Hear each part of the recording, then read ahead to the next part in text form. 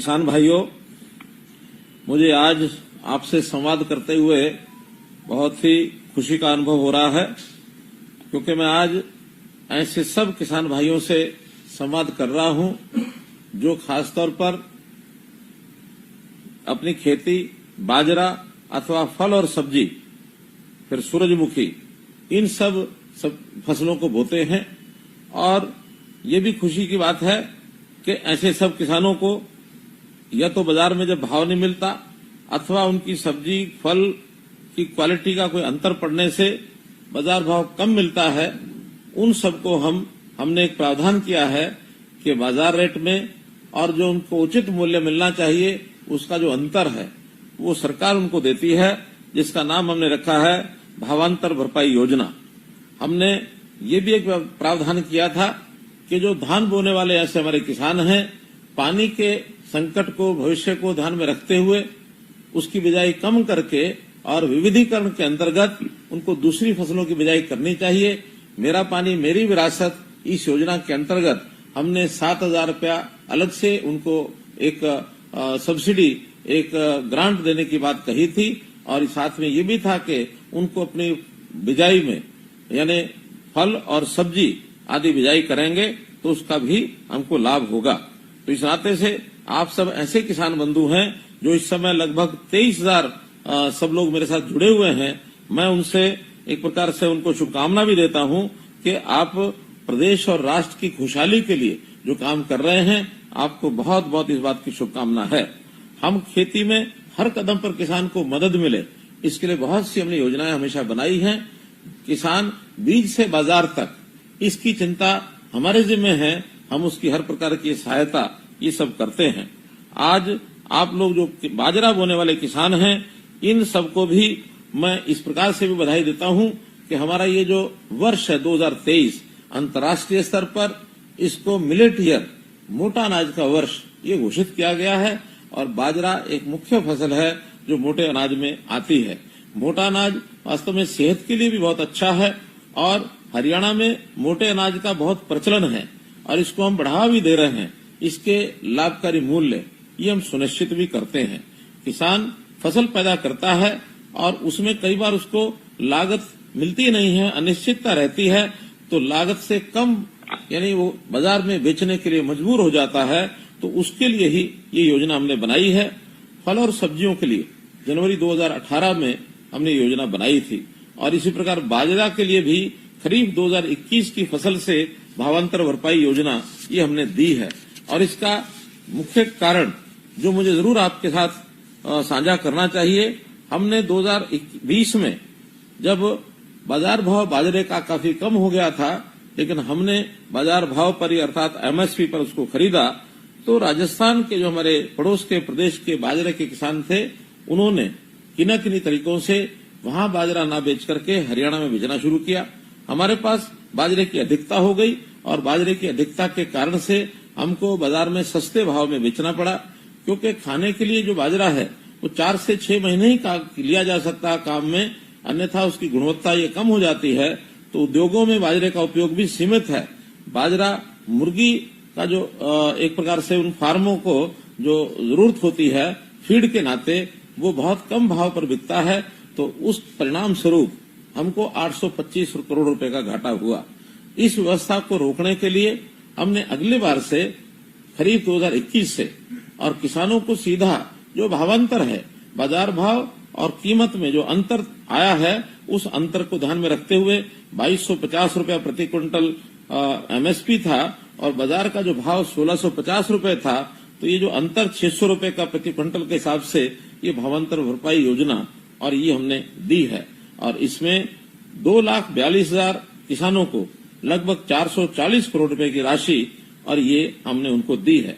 एक विशेष बात यह है कि बाजरे का जो किसान है, वो बाजरे के किसान को अपने घर के लिए भी बाजरा रखना होता है, या कई बार बाजरा अपने घर में स्टॉक करता है कि बाद में अच्छे भाव पर वो हमको मिलेगा, या फिर वो तुरंत बाजार में बेच के आएगा। ये स्वतंत्रता हमने किसान को दी है। चाहे वो कुछ भी करे, हम उसके बुआई के हिसाब से जितना एकड़ उसने बाजरा बोया है उसके हिसाब से एक एवरेज लगा करके भावांतर भरपाई योजना का पैसा उसको देते हैं। यही क्रम हमने खरीफ 2022 में शुरू किया, जब एमएसपी का रेट 2350 हो गया और इसमें भी बाजार भाव 1900 रुपए था, तो 450 रुपए प्रति क्विंटल ये हमने भावांतर भरपाई योजना के लिए दिए। 2,76,600 किसानों को 390 करोड़ रुपया भावांतर भरपाई की योजना के अंतर्गत हमने उनके खातों में और ये डाला है। इससे दोनों सीजन का मिला करके हमको 830 करोड़ रुपया सीधे जो किसान के खाते में ये डाला गया है। हमने और भी कई प्रकार की योजनाएं बनाई हैं। बाजरे की बजाय यदि दलहन तिलहन ये खेती लोग करते हैं, उसमें भी अलग से 4,000 रुपया प्रति एकड़ ये उनको दिया जाता है, ताकि दलहन तिलहन की जो हमारी आवश्यकता है देश की तेल आदि की, उसको हम पूरा कर सकें और इस दलहन और तिलहन में हमारा देश, हमारा प्रदेश आत्मनिर्भर बने, इसलिए इस योजना को हमने लागू किया है। बागवानी को भी हमने बढ़ावा दिया है और बागवानी को बढ़ावा देने के लिए हमने 2030 तक बागवानी का जो क्षेत्र है, जो आज हरियाणा का 11 लाख एकड़ और ये बागवानी का क्षेत्र है, हमने एक योजना बनाई है कि 2030 तक बागवानी के अधीन आने वाला क्षेत्र इसको दोगुना किया जाए, 22 लाख एकड़ और ये बागवानी की जाए, क्योंकि बागवानी भी ऐसी क्रॉप है जिससे किसान की आय ये उसको काफी अच्छी मिलती है और उसको उसका लाभ मिलता है।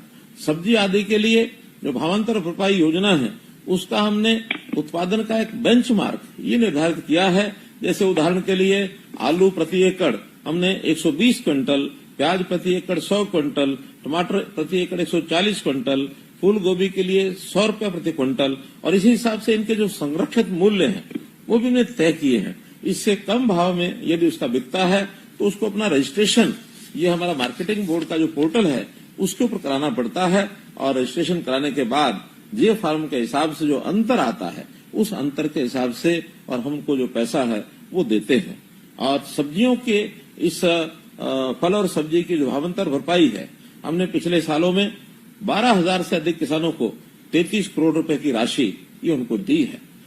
किसान की फसल खराब होने पर उसको नुकसान न हो, तो इसके लिए भी प्रधानमंत्री जी ने प्रधानमंत्री फसल बीमा योजना ये कार्यक्रम शुरू किया और हर बार एक अच्छी राशि किसानों को यदि क्लेम की बनती है तो उनको मिलती है।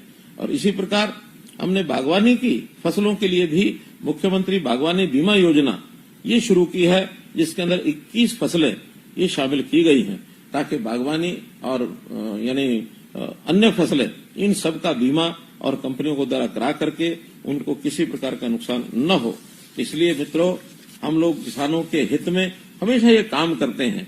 केवल भावांतर भरपाई योजना ही नहीं, बल्कि बहुत अन्य निर्णय भी हमने लिए। हमने किसानों के खाते में सीधा पैसा डीबीटी के माध्यम से लगभग 50,000 करोड़ रुपया डाला है। कोई समय था किसान अपनी फसल बेचता था, उनके हाथ में पैसा नहीं जाता था, पैसा किसी और के अकाउंट में होता था, उनको अपने खर्च के लिए और समय समय पर उनके आगे हाथ फैलाने पड़ते थे। अब किसान अपनी फसल बेच करके आता है तो सीधा पैसा और उसके खाते में ये जाता है। जैसे फसल बदलने की प्रोत्साहन राशि की मैंने बात की, इसी प्रकार हमने ऑनलाइन मेरी फसल मेरा ब्यौरा ये पोर्टल भी शुरू किया, ताकि हरियाणा की कुल भूमि, आपकी जानकारी के लिए 85 लाख एकड़ ये हरियाणा की कुल कृषि भूमि है। अभी तक ये वॉलंटरी था, जो किसान अपनी फसल को मार्केट में बेचते थे, जिनकी प्रोक्योरमेंट होती थी, केवल वही अपनी फसल का रजिस्ट्रेशन करते थे। लेकिन इस बार पहली बार से हमने कुल जमीन का रजिस्ट्रेशन होना चाहिए। किसान को प्रोत्साहन राशि भी दी है कि अपना पूरा अगर वो फसल रजिस्ट्रेशन उसका करता है तो इसको इनाम के तौर के रूप में एक छोटी राशि, कुछ प्राइजेस भी हमने रखे हैं, वो सब उनको दिए जाएंगे। और जो किसान नहीं कर पाएंगे वो हमारे विभाग, चाहे वो कृषि विभाग है अथवा रेवेन्यू डिपार्टमेंट है, इनके माध्यम से हम शेष बची जमीनें जिनका रजिस्ट्रेशन नहीं हुआ है उनका रजिस्ट्रेशन भी चल रहा है। हमारा अनुमान है कि 31 अगस्त तक पूरे 85 लाख एकड़ जमीन का रजिस्ट्रेशन ये हमारा हो जाए। और इससे कई बार बहुत सी ऐसी समस्याएं जो आती हैं, खाली जमीनों पर क्या बुआ है क्या नहीं बोया है, और कुछ शरारतें करने वाले लोग भी हैं। खाली जमीन पर भी अपना जब मुआवजे की आवश्यकता होती है तब उसका रजिस्ट्रेशन करा करके और एक प्रकार से वो गलत ढंग से भी काम करते हैं, वो भी सब रुकेगा। और कई बार हम बैंकों से लोन लेते हैं, वहां पर हमारा बीमा होता है, लोन किसी चीज का लिया जाता है, बीमा किसी और का चीज का होता है, और जब नुकसान होता है कोई, उसका जो पंजीकरण जो किया गया है उसमें कई बार अंतर आता है, तो जो मुआवजा है उसको लेने में भी कठिनाई आती है। तो ये सब कठिनाइयां मेरी फसल मेरा ब्यौरा पर 100% जमीन का रजिस्ट्रेशन यदि होगा तो ये सब कठिनाइयां समाप्त होंगी। हमने सोलर पंप्स के लिए भी पिछले साल 53,000 सोलर पंप्स लगाए हैं। इनके ऊपर सब्सिडी दी गई है कुसुम योजना के अंतर्गत, और इस वर्ष में 70,000 नए सोलर ट्यूबवेल्स वो लगाए जाएंगे ताकि बिजली की खपत में भी कमी आएगी और ऐसे सोलर पंप से किसान को भी बहुत बड़ा फायदा होगा। सबसे ज्यादा फसलें हरियाणा में एमएसपी पर ली जा रही हैं। ऐसा हमारा अनुमान है कि 15-16 फसलें हम हरियाणा में एमएसपी पर खरीद रहे हैं। कोई प्रदेश इतने संख्या में फसलों को एमएसपी पर नहीं खरीदता है। जहां तक पानी का विषय है, पानी प्रबंधन भी हमने बहुत ही बढ़िया प्रकार से उसको किया है। आखिर हमारे प्रबंधन के कारण से ही पानी टेल तक पहुंचाने का काम हमने किया है। पिछले वर्षों में कोई ऐसी टेल नहीं है जहां पानी नहीं पहुंचा है। वर्षा के इन 4 महीनों में दूर दराज के जो हमारे तालाब हैं, जो सरोवर हैं, जो वो सब सूखे रहते थे, उनमें भी पानी हमने भेजा है। बहुत लेवल यानी बहुत जगह पर पानी का लेवल जो डार्क जोन एरिया घोषित हो गया था उसमें पानी ऊपर आया है और किसानों को सिंचाई के लिए वहां से पानी लेने में अब कोई कठिनाई नहीं है। गांव-गांव में हमने बिजली पहुंचा, सब गांव में बिजली तो पहुंची है। 5700 से ऊपर गांव में 24 घंटे बिजली हम दे रहे हैं और इसी प्रकार से आज बिजली किसी किसान को उसकी कोई कठिनाई नहीं होती, किसी उद्योगपति को नहीं होती, किसी घर को नहीं होती। हर जगह बिजली हम पर्याप्त दे रहे हैं। तो इन सब योजनाओं के साथ हम माननीय प्रधानमंत्री जी का धन्यवाद करते हैं कि उन्होंने किसान सम्मान निधि वर्ष में 6,000 रुपया ये भी मिलता है। उसके लिए मैं प्रधानमंत्री जी का एक प्रकार से धन्यवाद करता हूं। जो नेचुरल फार्मिंग है, एक प्रकार से नेचुरल फार्मिंग यानी ऑर्गेनिक खेती करने के लिए गाय का गोबर ये उसमें उपयोग होता है। हमने इन किसानों को गाय देने के लिए भी एक प्रावधान किया है कि हर एक को गाय उसको बांधी जाए और उसमें भी जितनी आवश्यकता उनको होती है पैसे की, वो पैसा भी उनको दिया जाए। मेरा कहने का भाव है कि हमारा किसान, इस किसान को हम यानी एक प्रकार से मजदूर नहीं बल्कि अपनी खेती का मालिक बनाना चाहते हैं और मालिक जो बनता है वो स्वाभिमान से सिर ऊंचा करके, सीना चौड़ा करके अपने काम को करता है। किसान हमारा ये व्यापारी तो नहीं है, लेकिन सेवा भाव इसमें कम नहीं है। सेवा भाव से जनता के पेट का पालन करना, पेट के खाने की भरपाई करना और न केवल अपने प्रदेश में बल्कि देश के जनता को, देश के लोगों के पेट को भरने के लिए भी हमारा किसान अन्न पैदा करता है। तो इसलिए हमारा जो किसान है ये इसका हम हर प्रकार से ध्यान रखते हैं। किसान हमारा मजबूर नहीं होना चाहिए बल्कि किसान मजबूत होना चाहिए। तो उसकी मजबूती के लिए हम बहुत से काम कर रहे हैं। इन सब कामों को करते हुए मैं पुनः किसानों की इस प्रगतिशील सोच को कि नई नई फसलें वो बुआई करते हैं जिसकी आवश्यकता होती है, उस सोच को मैं नमन करता हूं और इसी काम से हम आगे बढ़ते रहें। मार्केटिंग की व्यवस्था के लिए सरकार बहुत से प्रयास कर रही है। आपकी जानकारी के लिए हमने गन्नौर में एक अंतर्राष्ट्रीय फल और सब्जी मंडी का ये निर्माण शुरू हो गया है, उसका भी बहुत जल्दी हमको परिणाम मिलेगा।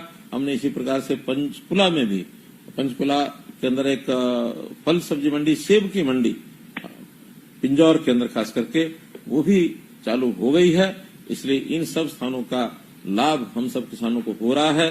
मैं पुनः, किसान हमारा अन्नदाता है, किसान के नाते से हमारे प्रदेश का किसान कैसे फलेगा फूलेगा उसको किसी प्रकार की कोठाई न आए, लगातार हम ध्यान रख रहे हैं। और संयोग से आज मैं जो किसानों से बातचीत कर रहा हूं, पिछले जनवरी से जब से ये कार्यक्रम हमने शुरू किया है हर सप्ताह का, मैं आज 8 बार लगभग हो गए हैं, या तो कृषि अथवा कृषि से संबंधित ऐसे सब विषयों पर मैंने बात की है। एक एक कठिनाई को ध्यान रखना, हर जो हमारा लाभार्थी है उस लाभार्थी से बात करना, ये हमारा निरंतर क्रम चलता है। आज भी आपसे मैंने बात की। आपका बहुत बहुत धन्यवाद, बहुत बहुत आभार।